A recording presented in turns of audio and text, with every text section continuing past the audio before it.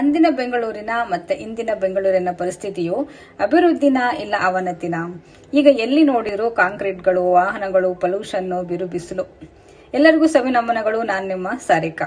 ಹಿಂದೆ ಬೆಂಗಳೂರಲ್ಲಿ 1960-70ರಲ್ಲಿ 260ಕ್ಕಿಂತ ಹೆಚ್ಚು ಕೆರೆಗಳಿದ್ವು ಅಂತ ಹೇಳ್ತಾರೆ. ಆದರೆ ಈಗ ಬರೀ 81. ಅದರಲ್ಲೂ ಸಾಕಷ್ಟು ಕೆರೆಗಳಲ್ಲಿ ಕಲುಷಿತವಾದ ವಿಷ ನೀರೇ ತುಂಬಿದೆ.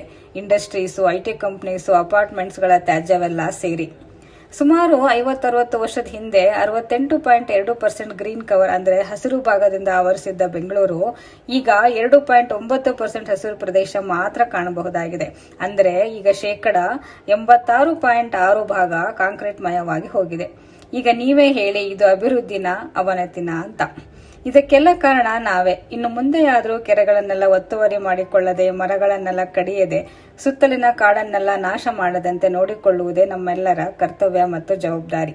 ಹಾಗೆ ನೀರನ್ನ ವೇಸ್ಟ್ ಮಾಡದೆ ಮರುಬಳಕೆ ಮಾಡೋದು ಮತ್ತು ಪ್ಲಾಸ್ಟಿಕ್ ಬಳಕೆಯನ್ನ ಆದಷ್ಟು ಕಡಿಮೆ ಮಾಡಿ. ನಿಮಗೂ ಪರಿಸರ ರಕ್ಷಣೆಯ ಬಗ್ಗೆ ಹೆಚ್ಚಿನ ಪರಿಹಾರಗಳು ಗೊತ್ತಿದ್ರೆ ದಯವಿಟ್ಟು ಕಮೆಂಟ್ನಲ್ಲಿ ತಿಳಿಸಿ. ನಾವು ನಮ್ಮ ಮುಂದಿನ ಮಕ್ಕಳಿಗೆ ಆಸ್ತಿ ಅಂತ ಶಿಕ್ಷಣದ ಜೊತೆ ಒಂದೊಳ್ಳೆಯ ಪರಿಸರವನ್ನ ಬಿಟ್ಟು ಹೋಗೋಣ. ನಿಮಗೂ ಈ ಮಾಹಿತಿ ಇಷ್ಟವಾದಲ್ಲಿ ದಯವಿಟ್ಟು ಲೈಕ್ ಮಾಡಿ, ಶೇರ್ ಮಾಡಿ. ಧನ್ಯವಾದಗಳು.